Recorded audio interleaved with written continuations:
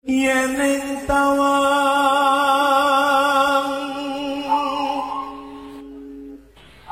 ana lintang.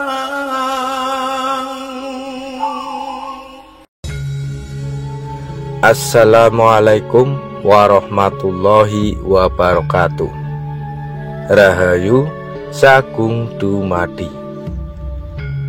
Prabu Brawijaya V atau Raden Kertabumi mempunyai seorang permaisuri yang berasal dari negeri Campa atau Kamboja Selatan, bernama Dewi Anarawati. Permaisuri beliau ini beragama Islam. Dia adalah adik ipar dari Syekh Ibrahim Asmarakan yang terkenal di Jawa dengan nama Syekh Ibrahim Asmorokondi. Makamnya berada di Tuban sekarang. Dewi Anarawati ini adalah bibi dari Sunan Ampel atau Raden Ali Rahmat atau Bong Siho, pendiri Dewan Wali Songo. Raden Ali Rahmat adalah putra Syekh Ibrahim Asmorokondi. Raden Ali Rahmat juga adalah menantu Adipati Tuban, Adipati Wilwatikta. Adipati Wilwatikta mempunyai dua orang putra putri yang sulung dinikahi oleh Raden Ali Rahmat atau Sunan Ampel dan kelak terkenal dengan sebutan Nyi Ageng Ampel, sedangkan bungsu bernama Arya Teja. Arya Teja menggantikan kedudukan ayahandanya sebagai Adipati Tuban dengan gelar Adipati Arya Teja. Adipati Arya Teja inilah ayahanda Raden Said dan Dewi Rasawulan. Kelak Raden Said terkenal dengan sebutan Sunan Kalijaga. Sunan Kalijaga tidak berminat menggantikan kedudukan ayahandanya sebagai seorang adipati. Tahta Tuban diserahkan kepada Raden Jakasupa, suami adiknya yaitu Dewi Rasawulan. Raden Jakasupa adalah keturunan empu keraton Majapahit, yaitu Ki Pitrang atau Ki Supa Mandrangi atau Pangeran Sedayu. Raden Jakasupa adalah arsitek keris Kiai Nagasasra dan keris Kiai Sabuk Inten yang terkenal itu. Sesungguhnya keris Kiai Nagasasra maupun keris Kiai Sabuk Inten adalah sebuah simbol semata. Nagasasra berasal dari bahasa Sanskerta, yaitu Naga Sahasrara yang berarti 1000 naga. Ini melambangkan banyaknya kekuatan-kekuatan laten Majapahit yang masih memiliki kekuatan militer dan masih memiliki pengaruh besar di pelosok Nusantara. Sedangkan Sabuk Inten berarti ikat pinggang intan yang melambangkan para investor ekonomi lokal maupun mancanegara sebagai sumber keuangan yang sangat menentukan perputaran roda perekonomian negara. Raden Jakasupa bukan orang sembarangan. Ayahandanya Ki Pitrang atau Ki Supa Mandrangi sangat berpengaruh di dalam negeri Majapahit dan mancanegara waktu Majapahit masih berdiri. Pekerjaannya sebagai penyedia persenjataan militer negara menjadikan Ki Pitrang banyak memiliki relasi. Apabila Anda pernah mendengar sebuah pedang kuno yang menjadi kebanggaan Dr. Sun Yat-sen, pendiri Taiwan, yang bernama Pitkang, sesungguhnya pedang tersebut adalah hasil tempaan Ki Pitrang, sehingga namanya pun masih tersebut Pitrang walaupun dalam logat Cina. Pedang ini masih disimpan di Taiwan.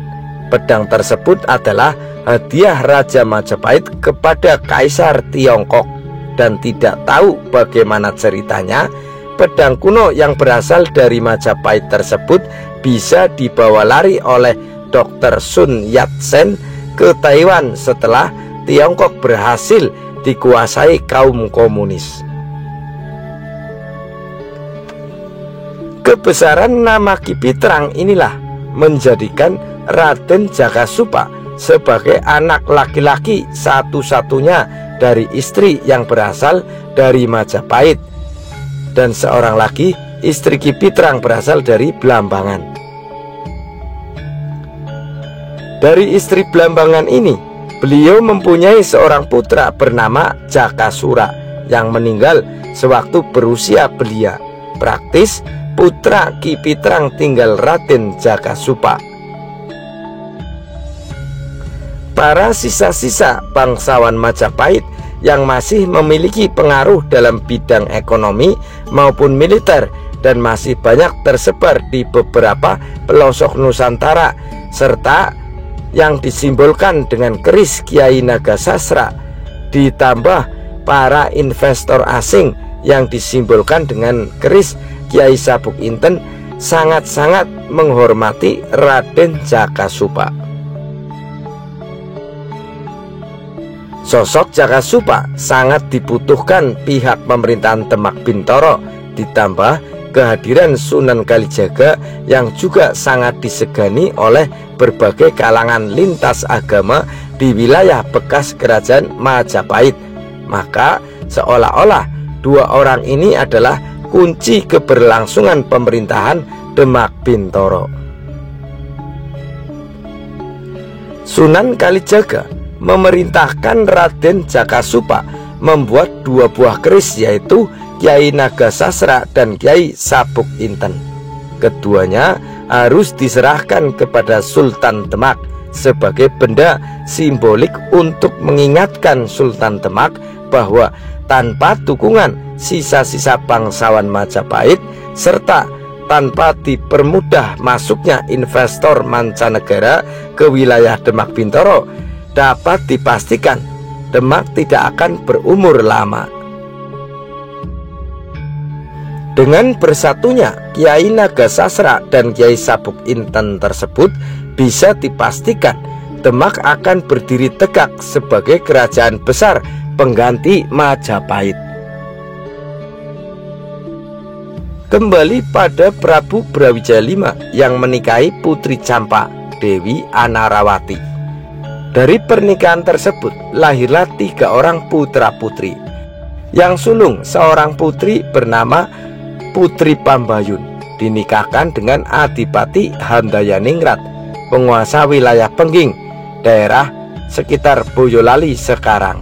Yang kedua Raden Lembu Peteng, penguasa di Madura.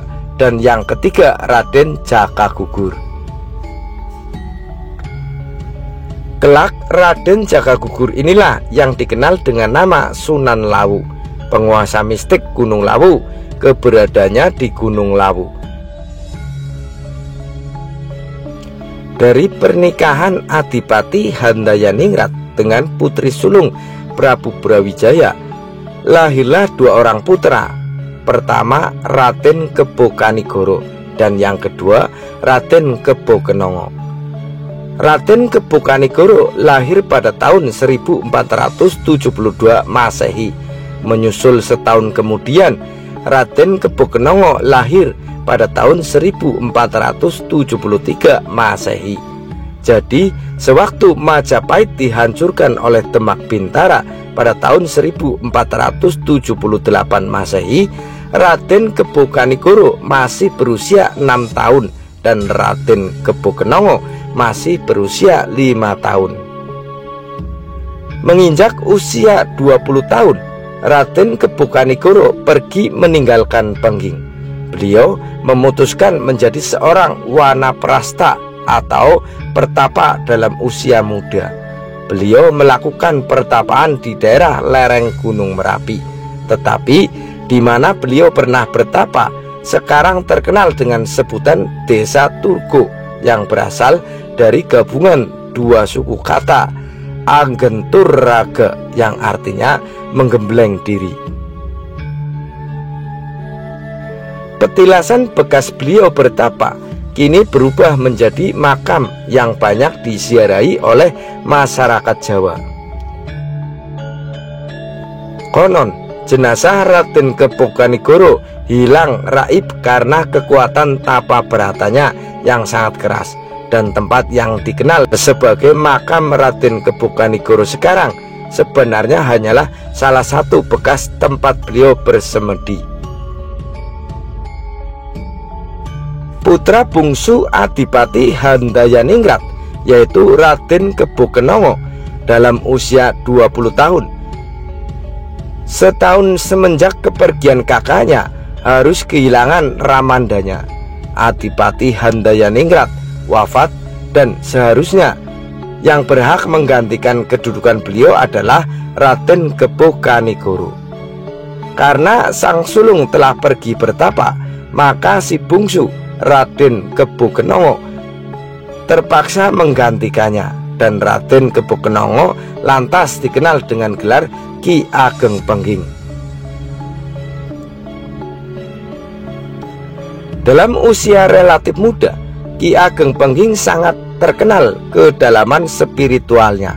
Dalam garis keturunannya sebenarnya mengalir darah pewaris sah tahta Majapahit, karena nenek beliau yaitu Dewi Anarawati telah diangkat sebagai permaisuri, sehingga jelas di sini manakala Prabu Brawijaya V kelak lengser ke Prabon atau wafat, yang berhak menggantikan seharusnya adalah putri sulung beliau yang dinikahi dengan Adipati Handayaningrat.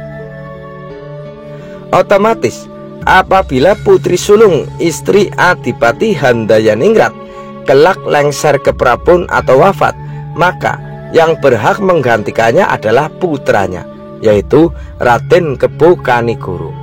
Karena seperti telah diceritakan di atas, Raden Kepokanigoro tidak berminat kepada tahta, maka Raden Kebokenongo atau Ki Ageng Pengging yang berhak menggantikannya.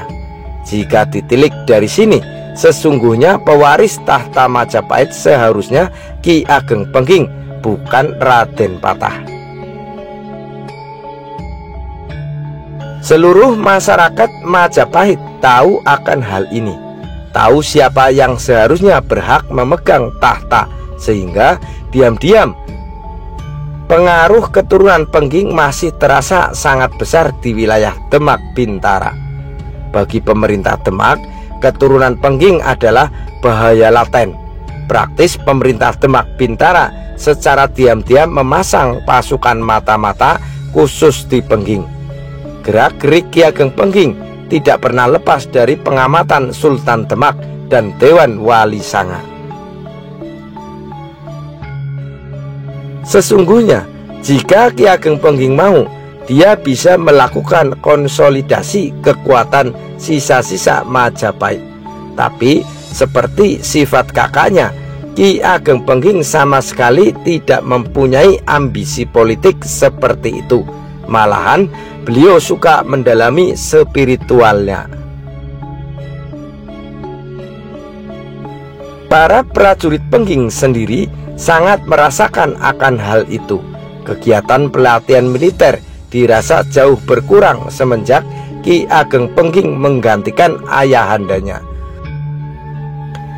Malahan tempat-tempat suci lebih bergairah dan hidup semenjak beliau berkuasa.